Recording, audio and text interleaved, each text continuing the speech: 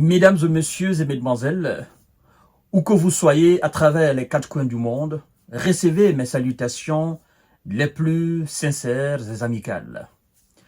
Nous sommes au Nigeria. Nigeria, Abuja, Nigeria de Bola Ahmed Tinubu, le vieux sanguinaire dorénavant. Nigeria qui traverse un moment de crise socio-politique très compliqué. Le karma, ça existe. Je partage la douleur du peuple nigérian. Je partage les peines, la souffrance, la précarité, la vie chère du peuple nigérian. C'est du déjà vu, mesdames et messieurs. C'est du déjà vu. J'ai vu ça, j'ai connu ça. J'étais dans les rues à Conakry en 2007. Lorsque la République de Guinée en avait marre de la précarité, du chômage, du manque de considération. Lorsque la République de Guinée avait faim, la vie était chère, il n'y avait pas d'opportunité. Les syndicalistes se sont réunis et ont déclenché un mouvement général sur toute l'étendue du territoire guinéen, mesdames et messieurs. C'était effectivement et précisément le 22 janvier 2007. Nous avons connu ce que les Nigérians sont en train de traverser. Et alors, le peuple déterminé à se faire entendre, le peuple de Guinée déterminé sur toute l'étendue du territoire guinéen, mesdames et messieurs, est descendu dans les rues. Et le général Lansana Conté, à l'époque, aujourd'hui paix à son âme, a senti la colère du peuple. Oui. Même si par après, le mouvement a pris d'autres ampleurs, mais Lansana Conté à l'époque, étant militaire général, il a compris que si le peuple réellement était déterminé et engagé, rien ne pouvait arrêter. Même l'armée la plus forte au monde. Et que s'il s'obstinait à continuer sur son élan, mesdames et messieurs, le pire allait se passer. Le pire, c'est quoi? C'est que le peuple, dans sa détermination, naturellement, l'armée l'accompagne et le déloge. Ça, c'est une parenthèse. C'est pourquoi je vous dis, c'est du déjà vu et vécu. C'est que les Nigérians sont en train de traverser. Je l'ai connu. Donc, je sais exactement ce que c'est. Le peuple nigérian, la cherté de la vie, les denrées de première nécessité, la subvention du carburant. Le carburant est cher. Vous imaginez, on exploite le pétrole au Nigeria. Mais c'est au Nigeria que le carburant est cher et plus cher. Comment pouvez-vous expliquer cette équation? Vous comprenez donc, lorsque nous nous sommes levés sur les différentes plateformes, les différents réseaux, n'est-ce pas, sur la toile, mesdames et messieurs, pour soutenir Aliko Dangote. Parce que nous savons ce que ce monsieur veut pour ce pays. Lorsqu'il dit, ravitaillez, vendez-moi le carburant à prix cher, mais je veux la quantité maximale pour atteindre ma production maximale. Et je suis capable de vendre le produit à la pompe moins cher au peuple nigérian. On a voulu le barrer. Vous comprenez donc notre colère sur les réseaux sociaux. Et aujourd'hui, M. Bola Tinubu qui a coupé l'électricité sur le Niger, M. Bola Tinubu, qui était dans une perspective de déstabilisation du Niger, M. Bola Tinubu, qui n'a pas réfléchi à couper exactement l'électricité sur des milliers de personnes, naturellement, qui étaient branchées sur cette ligne. Des gens même étaient couchés dans des hôpitaux. Des gens étaient dans les blocs d'opératoire. Mesdames et messieurs, le monsieur n'a pas réfléchi une fraction de seconde. Il a coupé parce que, naturellement, il voulait que monsieur, le préfet Mohamed Bazoum, vienne à la tête de cet État. Aujourd'hui, son peuple est en train de le rendre la monnaie. C'est une manifestation légitime, légale.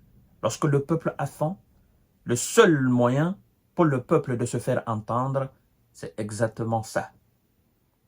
Maintenant, Pour ce qui est de son départ, il revient au peuple nigérian de le demander.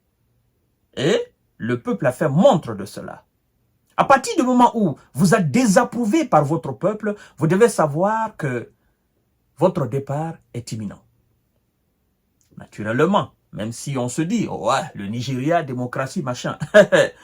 Mesdames et messieurs, c'est le peuple qui fait de la démocratie une démocratie. Et c'est le peuple qui balaie la démocratie. Donc, le peuple nigérian est en train de manifester sa colère. M. Bola Tinubu a appelé un cessez-le-feu. Effectivement, je peux me permettre du terme cessez-le-feu. Ça veut dire arrêtez les manifestations, calmez-vous. J'ai même appris par d'autres sites d'information que Bola Tinubu a par ailleurs distribué des sacs de riz. Bon, ça, c'est à confirmer. Parce que dans des moments troubles comme ça, il faut faire très attention avec des informations. Il y en a qui profitent, qui font faire sortir d'autres images, des images anciennes, parce que j'ai cherché aussi sur d'autres sites, on me dit que les images qui circulent sur les réseaux ou les images qui circulent sur les sites d'information faisant état d'une distribution de sacs de riz, naturellement que ça date d'il y a très longtemps et que c'était l'œuvre de Aliko Dangote. Que cela ne tienne. Bola Tinubu est aujourd'hui dans une situation où lui-même il a peur. Parce qu'il sait que l'armée est capable de tout. Si vous ne faites pas ce que le peuple veut, et c'est ce même peuple qui vous a envoyé là, naturellement, l'armée ne peut pas continuer, la police ne peut pas continuer à descendre froidement le peuple. Parce que vous devez savoir, ceux qui sont habillés, militaires, police et gendarmes, ce sont des civils, la nuit. Ils enlèvent la tenue, ils rentrent chez eux, ils sont des citoyens. C'est nous qui les avons mis au monde. Point barre. Donc, ils ne peuvent pas continuer à nous descendre en protégeant qui? Un seul individu. Ça ne marchera pas. On fait état d'une vingtaine de personnes. Mais je sais, je connais cette chanson. Où officiellement, l'État fait état d'une vingtaine. Mais en Afrique, quand l'État dit qu'il y a une vingtaine de personnes qui ont été envoyées au repos éternel, suite, n'est-ce pas, au mouvement, la bavure policière ou de la gendarmerie ou de l'armée, il faut multiplier cela par 3 ou 4.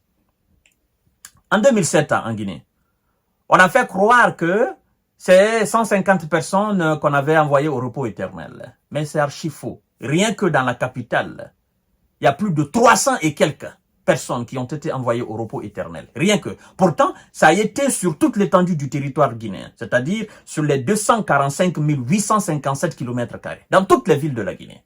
Et dans toutes les villes de la Guinée, la police a fait montre de cruauté. Alors, qu'on veuille nous faire croire. Mais ce sont des chiffres officiels souvent qu'on annonce pour essayer de mentir aux gens. Mais nous savons. Le Nigeria, le pays le plus peuplé de l'Afrique, nous savons la gravité de la situation dans ce pays-là, l'insécurité dans ce pays-là. Nous savons. Nous savons de quoi la police est capable de ce pays-là, l'armée. Et d'ailleurs, Bola Tinubu a déployé l'armée, il a déployé la police, la gendarmerie. Ça ne suffit pas, vous faites. Ça ne suffit pas. Monsieur Bola Tinubu, ce n'est pas la solution. Vous avez beaucoup promis au peuple. Et vous êtes incapable de réaliser ces promesses. Ajoutez à cela le karma de votre action contre le Niger, qui vous rattrape aujourd'hui. Je partage largement l'avis du peuple nigérien. Les dirigeants doivent changer maintenant de politique, d'approche. Ils sont là pour le peuple. Ils ne sont pas là pour défendre des intérêts personnels. Si vous êtes président, vous devez vous battre pour créer les conditions idéales de vie du peuple. Point barre. Il n'y a pas autre prérogative du chef de l'État à part cela. Protéger le peuple, nourrir le peuple, soigner le peuple, éduquer le peuple. Et abriter le peuple, naturellement. C'est ce qu'on appelle les conditions idéales du peuple. Et créer ces conditions, naturellement, vous créez les conditions d'une démocratie douce. Vous ne faites pas cela, ben, vous plongez, vous-même, vous plongez votre pays dans l'anarchie. Et c'est ce qu'on est en train de vivre là aujourd'hui au Nigeria. Nous souhaitons le meilleur pour le peuple nigérien. Point barre. À tout à l'heure pour notre série d'informations et de décortiquage. Merci beaucoup.